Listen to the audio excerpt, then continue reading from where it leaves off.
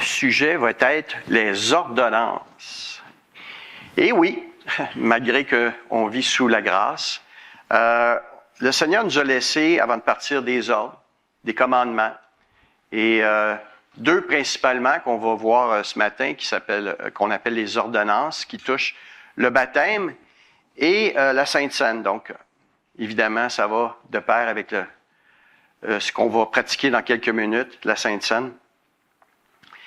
À plusieurs endroits dans la Bible, on voit que Jésus va citer l'Ancien Testament comme étant des commandements à appliquer encore aujourd'hui dans nos vies.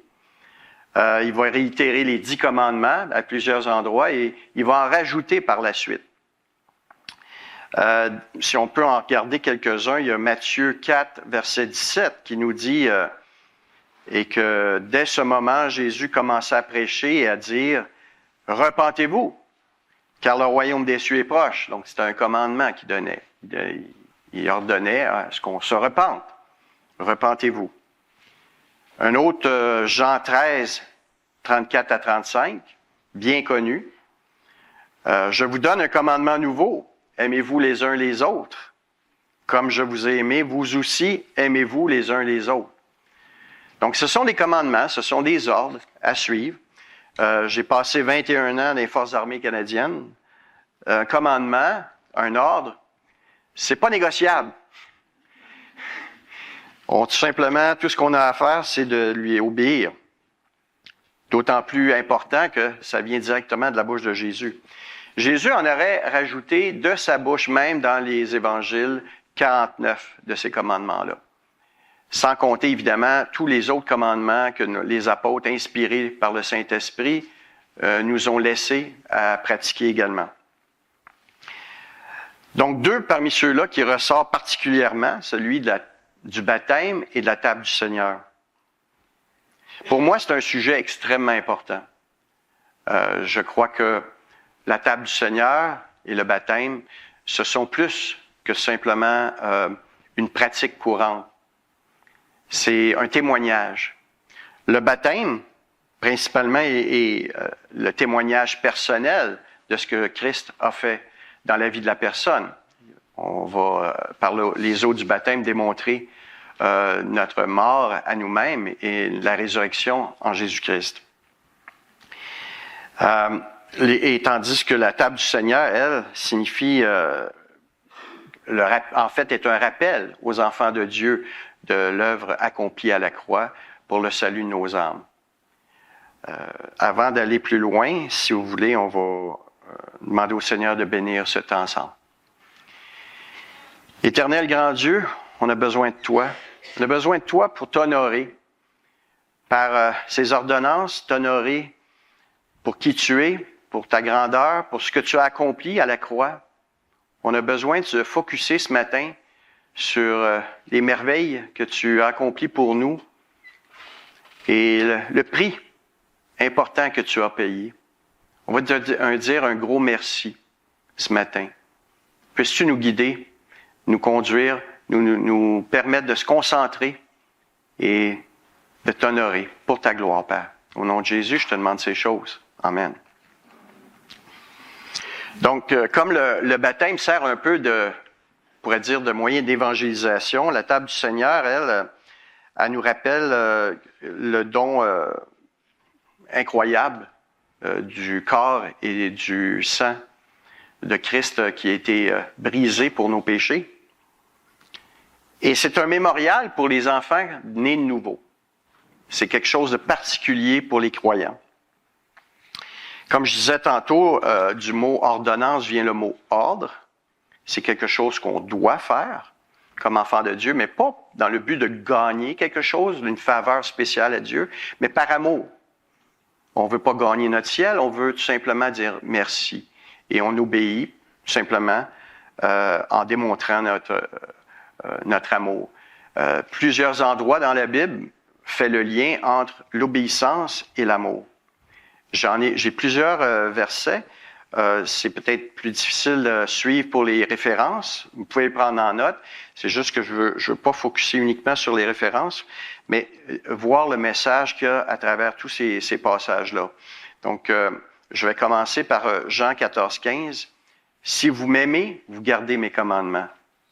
Jean 14, 21, celui qui a mes commandements et qui les garde, c'est celui qui m'aime. Jean 14, 23, Jésus lui répondit, si quelqu'un m'aime, il gardera ma parole.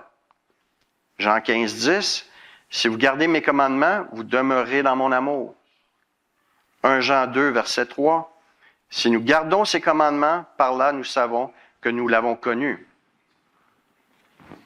Car l'amour, 1 Jean 5, verset 3, car l'amour de Dieu consiste à garder ses commandements.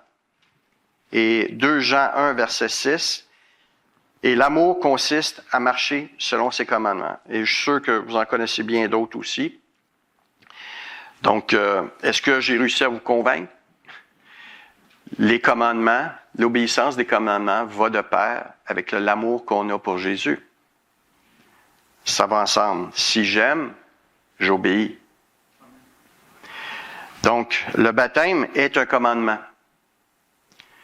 Nous avons eu des baptêmes il n'y a pas tellement longtemps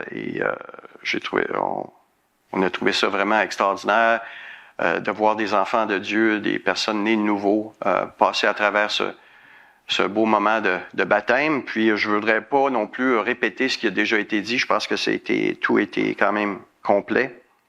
Mais juste peut-être pour faire une conclusion, si vous avez reconnu Jésus comme votre sauveur, que vous êtes repenti de vos péchés et que vous croyez qu'il est mort à votre place pour vous donner et vous pardonner la vie éternelle, pour vous pardonner et vous donner la vie éternelle, vous êtes désormais un enfant de Dieu. Donc la prochaine étape, c'est de lui obéir en demandant à ce qu'on vous baptise. Et c'est ce qu'on a fait.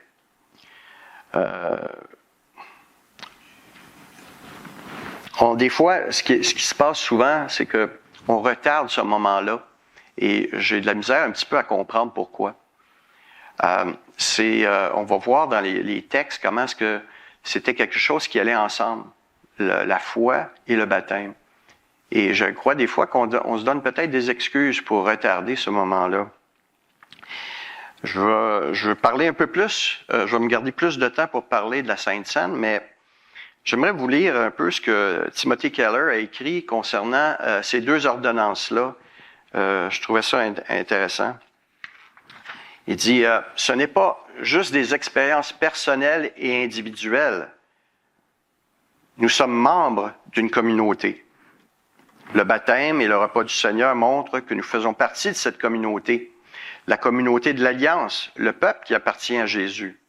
Et c'est pourquoi les ordonnances deviennent de fait une ligne de démarcation. La confession de Westminster dit qu'elle établissent une distinction visible entre ceux qui font partie de l'Église et le reste des hommes. Les ordonnances sont particulières en ce sens qu'on peut avoir une vie morale et suivre pour la plupart les commandements de Jésus, mais toutefois ne pas faire partie de son Église. Le baptême et la table du Seigneur sont des signes visibles de notre appartenance à Christ. Ce ne sont pas des signes parfaits. On peut avoir des imposteurs, on peut avoir des gens qui se sont fait baptiser sans vraiment avoir cette nouvelle vie. On peut voir des gens qui prennent la table du Seigneur sans vraiment savoir ce qu'ils font. Sauf que ce sont quand même des signes. Ce sont quand même des choses qu'on peut voir visiblement. Et ce que les individus font personnellement, ça regarde eux et Dieu. Néanmoins, le témoignage est là. Et c'est le fait qu'il y a eu un baptême avant fait un peu comme un triage, si on peut dire ça ainsi, où il y a eu quelqu'un qui a décidé de s'engager pour Christ. En fait, quand ma famille et moi, on était dans l'Ouest canadien, on a appartenu à des assemblées des frères, puis même dans les autres provinces aussi, on a été longtemps les assemblées des frères. Et pour les assemblées des frères, la table du Seigneur, c'est quelque chose d'extrêmement important. Elle est célébrée à tous les dimanches, avant le culte régulier, un peu restreint, si on peut dire ça ainsi, ou seulement ceux qui ont été reconnus par l'Assemblée comme étant des enfants de Dieu. Donc, on limite l'accès aux enfants de Dieu pour prendre la table du Seigneur avant le culte régulier qui est plus public, on pourrait dire. Quand on approche une église, une assemblée des frères, souvent un ancien ou même plusieurs anciens vont aller vous voir puis vont vous demander, eh bien, parle-moi un peu de ton témoignage. Parle-moi d'où tu viens, comment tu as connu le Seigneur. Et ils sont un peu pointilleux à l'idée de protéger les individus et l'Église de prendre la table du Seigneur de façon indigne. Puis je vais développer un petit peu plus à ce sujet-là. Une de leurs convictions également, chez les Assemblées des Frères, c'est que même si un jour il n'y avait plus de pasteurs, plus d'anciens, plus d'enseignants, il y aurait toujours la table du Seigneur pour servir de témoignage, pour servir d'enseignement. La table du Seigneur est un enseignement en soi. Maintenant, j'aimerais toucher un point un petit peu controversé, c'est l'idée que le baptême doit précéder la table du Seigneur. Quand on vivait dans l'Ouest canadien, il y a eu une mode un peu libérale dans plusieurs églises où on était. Et la table du Seigneur n'était pas nécessairement prise au sérieux. Lorsqu'à un moment donné, les éléments étaient amenés, le pain et le vin, les enfants pouvaient prendre les éléments. Certains jouaient avec le pain. J'ai vu des enfants lancer le pain puis essayer de l'attraper au vol. Il y a eu toutes sortes de choses qu'on a vues. Même ici au Québec, j'ai assisté à des assemblées où le table du Seigneur ressemblait un peu plus à un 5 à 7 que vraiment une commémoration sérieuse.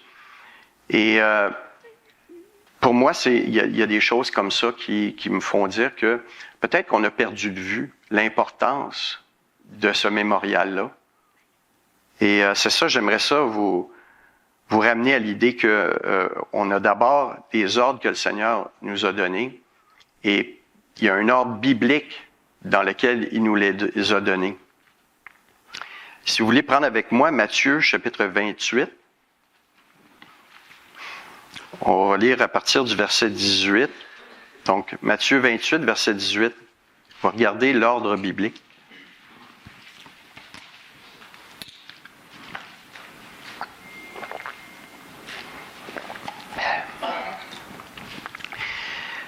Verset 18. Jésus s'étant approché, leur parla ainsi. Tout pouvoir m'a été donné dans le ciel et sur la terre. Allez et faites de toutes les nations des disciples. En passant, on n'est pas appelé à faire des convertis ni des adhérents. On est appelé à faire des disciples. Un disciple, c'est quelqu'un qui marche comme Christ a marché. C'est quelqu'un qui marche dans son obéissance et dans son service. C'est le but visé par Jésus. Il dit, faites de toutes les nations des disciples, les baptisant au nom du Père, du Fils et du Saint-Esprit, et enseignez-leur à observer tout ce que je vous ai prescrit. Et on voit que les apôtres ont obéi à ça. À la Pentecôte, lorsque Pierre a amené le message à des milliers de personnes, les gens ont été touchés, ils ont reçu l'Évangile. Dans Actes chapitre 2, verset 37, on voit ce discours-là. Acte 2, verset 37. Après avoir entendu ce discours, ils eurent le cœur vivement touché et ils dirent à Pierre et aux autres apôtres, « Hommes, frères, que ferons-nous? » Pierre leur dit, « Repentez-vous. » Repentez-vous, première chose. Preuve d'une nouvelle naissance, une vie de repentance. Et que chacun de vous soit baptisé au nom de Jésus-Christ pour le pardon de vos péchés et recevez le don du Saint-Esprit. Donc, c'est la première recommandation. Pierre a obéi à l'ordre du Seigneur.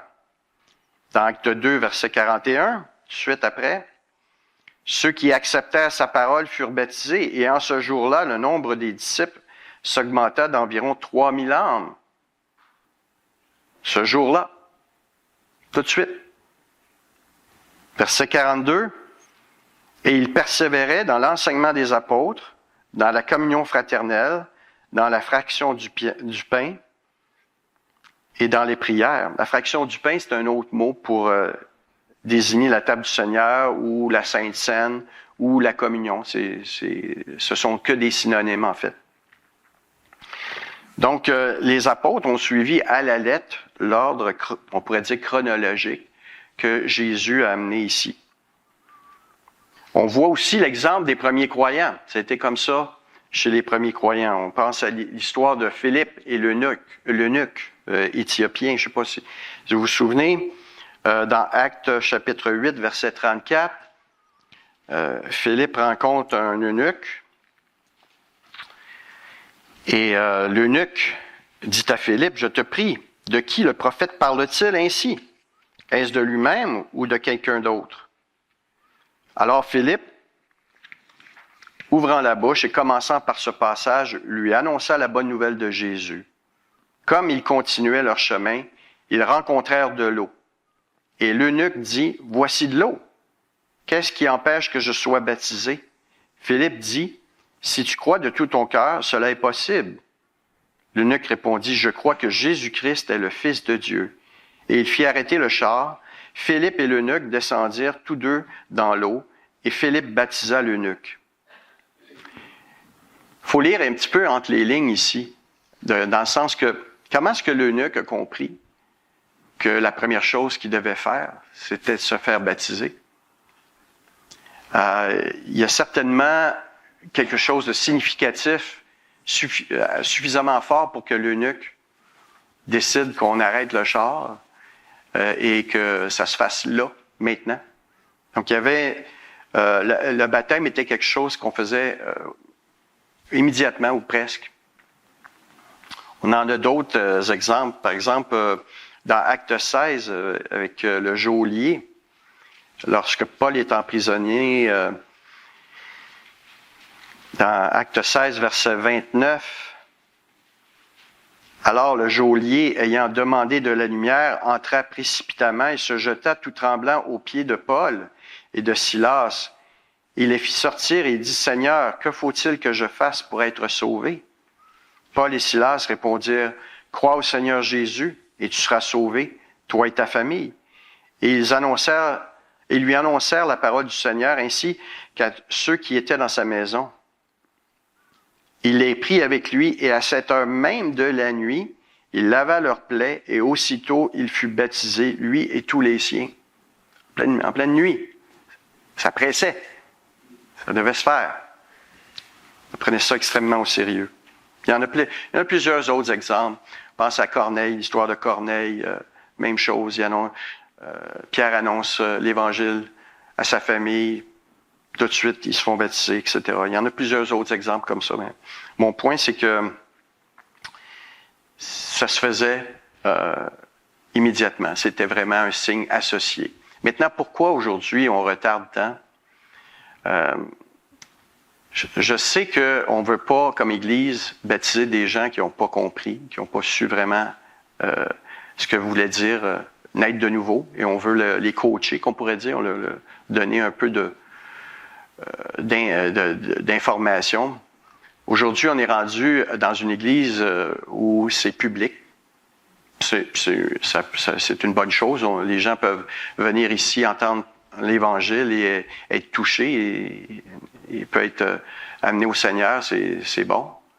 La contrepartie de ça, c'est que on peut avoir aussi des individus qui n'ont pas l'intention, qui viennent simplement peut-être pour, je sais pas, causer du trouble ou tout simplement venir être comme curieux, sans vraiment avoir des intentions. Des imposteurs, il y en a toujours eu. Il y en avait à l'époque de Paul. Mais souvent, la raison première pourquoi on retarde le baptême, c'est pas tellement que l'Église veut retarder le baptême, comme l'individu lui-même se sent pas prêt, va dire par exemple, moi je suis trop gêné, j'ai pas envie de faire rire de moi, je bafouille, j'ai pas les bons mots, je vais dire de quoi qui va faire rire les gens, ça me met mal à l'aise. Et moi, je trouve ça triste. Si on est en famille ici, avec des frères et sœurs qui vous aiment, des gens qui veulent votre bien, puis qui se réjouissent du fait que vous voulez vous faire baptiser, si vous n'êtes pas capable de parler ouvertement de votre expérience personnelle, que vous dites que vous êtes trop gêné, peut-être que vous n'avez pas envie. C'est plus important, bien paraître, que d'obéir aux commandements du Seigneur, puis de l'aimer. On le voit que c'était la façon de l'aimer dans l'obéissance. Mais on peut enregistrer notre témoignage comme certains ont fait, et c'est très bien. Je pense que c'est la bonne chose à faire si on a vraiment peur de ne pas avoir les mots justes, tout ça. C'est une forme de témoignage, mais pas le faire du tout parce que tout simplement, on a peur de mal paraître. Je pense que c'est vraiment une défaite. Et c'est triste. Mon point, c'est que si ce matin, vous êtes né de nouveau, si ce matin, vous avez connu Jésus qui vous a lavé de vos péchés, Jésus qui vous a pardonné vos offenses, si vous êtes repenti, vous croyez qu'il peut vous donner la vie éternelle, la prochaine étape, c'est de se faire baptiser. Je vous encourage.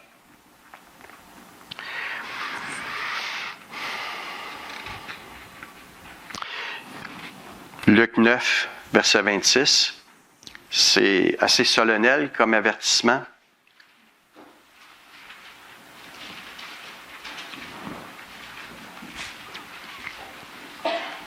Si on ne se fait pas baptiser parce qu'on a honte, Luc, chapitre 9, verset 26, « Car quiconque aura honte de moi et de mes paroles, le Fils de l'homme aura honte de lui, quand il viendra dans sa gloire et dans celle du Père et de ses saints anges. »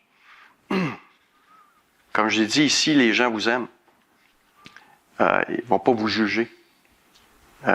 Certainement que si vous ne pouvez pas partager votre témoignage personnel de votre nouvelle naissance en Jésus ici avec des gens qui vous aiment, comment vous allez pouvoir le faire à l'extérieur où il y a des gens qui vous haïssent? C'est une prise en considération.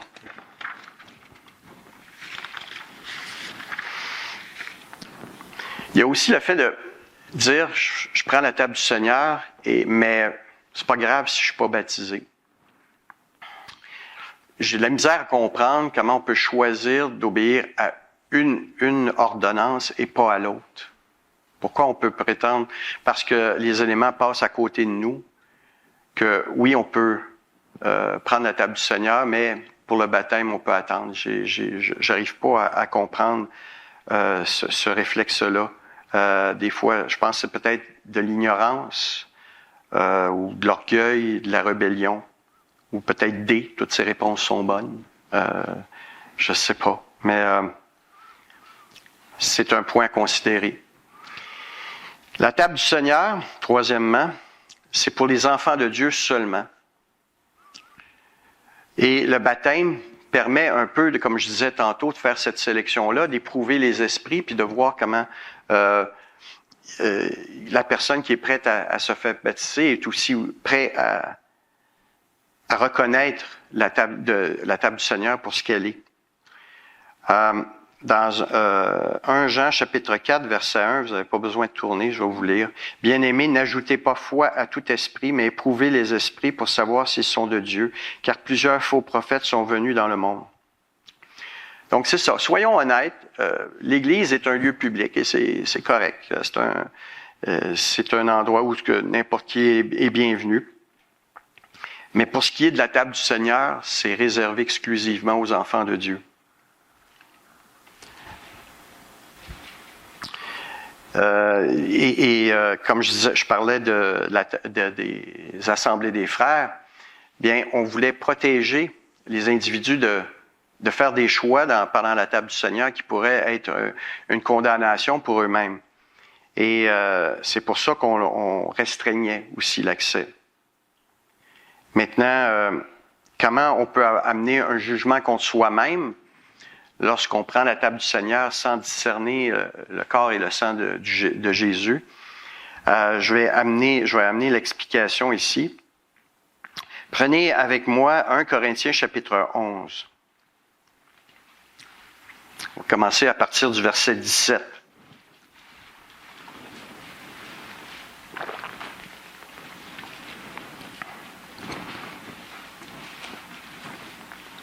« 1 Corinthiens chapitre 11, verset 17. » Je viens de me rendre compte que c'est affiché. Tant mieux, merci. « En donnant cet avertissement, ce que je ne loue point, c'est que vous vous assemblez non pour devenir meilleur, mais pour devenir pire. Et d'abord, j'apprends que lorsque vous vous réunissez en assemblée, il y a parmi vous des divisions, et je le crois en partie, car il faut qu'il y ait aussi des sectes parmi vous, afin que ceux qui sont approuvés soient reconnus comme tels au milieu de vous. Lors donc que vous vous réunissez, ce n'est pas pour manger le repas du Seigneur, car quand on se met à table, chacun commence par prendre son propre repas, et l'un a faim tandis que l'autre est ivre. N'avez-vous pas des maisons pour y manger et boire? Ou méprisez-vous l'Église de Dieu? Et faites-vous honte à ceux qui n'ont rien? Que dirais-je?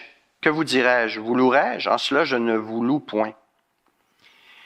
Ici, le contexte, on a des assemblées qui se réunissent pour un repas communautaire, un peu comme on a à l'occasion, un repas agapé, où c'est ouvert à tout le monde.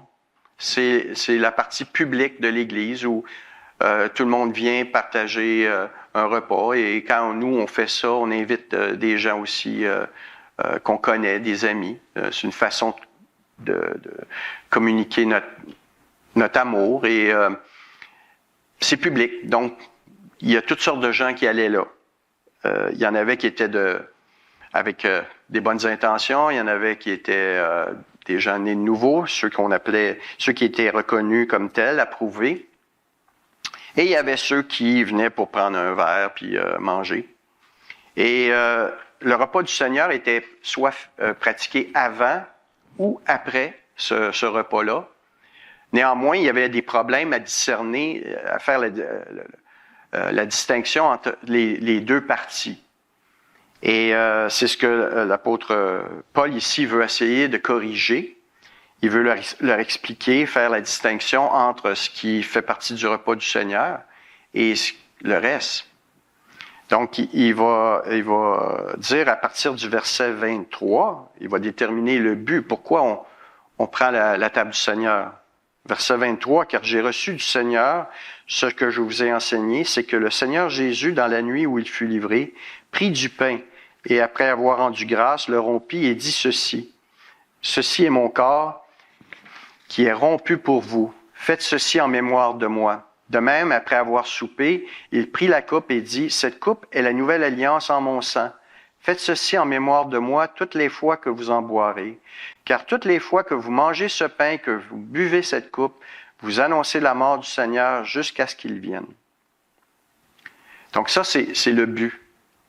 C'est ça le mémorial, se rappeler que non seulement que Jésus s'est sacrifié pour nous donner la vie éternelle, mais qu'il va revenir aussi. Ce mémorial-là est un enseignement. C'est un enseignement sérieux, qu'on ne mélange pas avec un 5 à 7.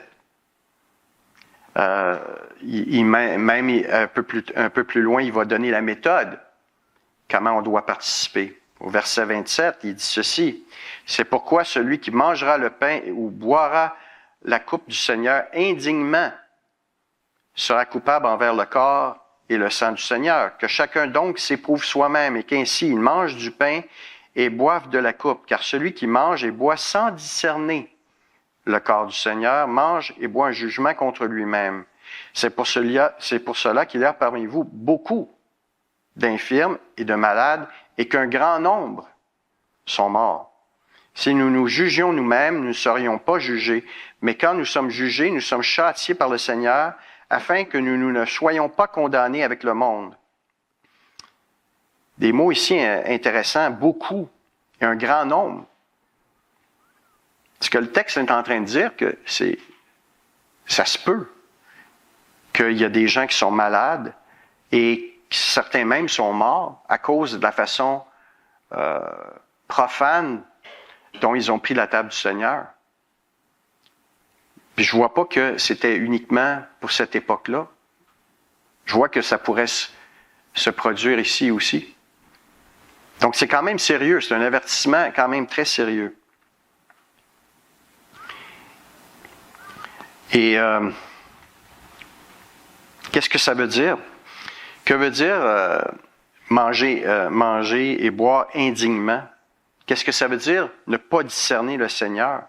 Bien, je pense que ne pas discerner, c'est ne pas tenir compte du verset 23 à 26, où on explique très bien la raison pourquoi on prend la table du Seigneur. Ne pas porter attention, ne pas être concentré, ne pas savoir ce qu'on fait, ou le faire malgré qu'on n'y croit pas, malgré qu'on s'en fout carrément, ça ne change rien dans notre vie. C'est une façon profane, c'est ne pas discerner ce corps et ce sang du Seigneur. Ne pas faire le lien du sacrifice de Jésus pour nous pardonner justement de notre vie de péché. Dans 1 Corinthiens, chapitre 10, verset 21, ça dit 1 Corinthiens, chapitre 10, verset 21. Vous ne pouvez boire la coupe du Seigneur et la coupe des démons. Vous ne pouvez participer à la table du Seigneur et à la table des démons. Voulons-nous provoquer la jalousie du Seigneur? Sommes-nous plus forts que lui? Participer à la table des démons, ça ne veut pas nécessairement dire, uniquement en tout cas, aller dans les temples païens puis manger la nourriture sacrifiée aux idoles. Mais c'est aussi participer à cette communion-là avec le monde de Satan. Quand dans notre vie de tous les jours, on vit ce genre de communion-là, on mange à la table des démons. On ne peut pas faire les deux. Si on appartient à ce monde-là, on n'appartient pas au monde de lumière.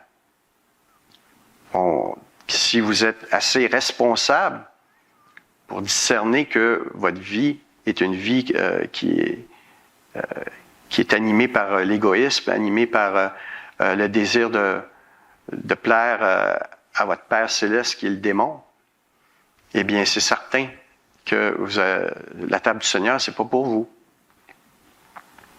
Donc, c'est de voir qu'on discerne l'importance du sacrifice de Jésus lorsqu'on prend les éléments de la Sainte Seine dans notre façon de vivre, qu'on est en règle. On pourrait dire, même au verset 31, se juger soi-même. C'est des questions à se poser. Se juger soi-même, c'est des questions à se poser. Est-ce que je suis d'abord un disciple de Christ? Est-ce que je suis celui qui suit Jésus, qui met Jésus en premier dans sa vie?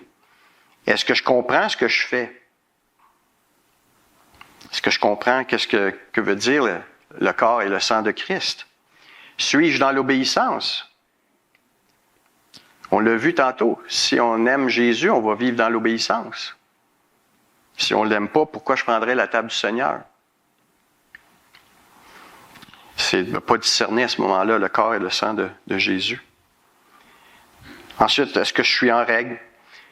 On peut se préparer la veille comme aujourd'hui, on peut prendre le temps d'analyser notre état devant Dieu et tout simplement de demander pardon.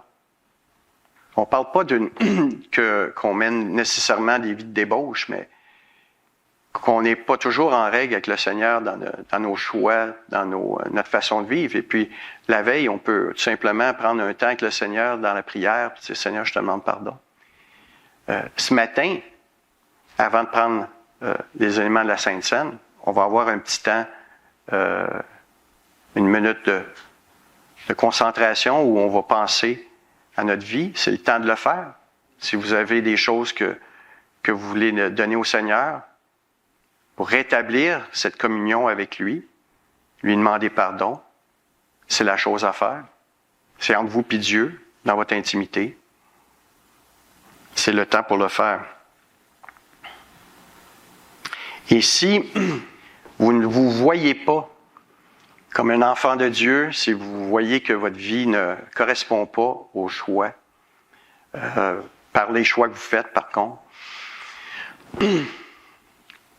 laissez passer les éléments, sentez-vous pas gêné. Okay? C'est tout à votre honneur. C'est être responsable, c'est être respectueux, c'est être sage. Et c'est tout à votre honneur de laisser passer les éléments. Par contre, si vous êtes un enfant de Dieu, vous avez été racheté par son sang et que vous voulez souligner ce moment extraordinaire, ce beau moment où Jésus a pris votre place sur la croix, c'est le moment de le faire.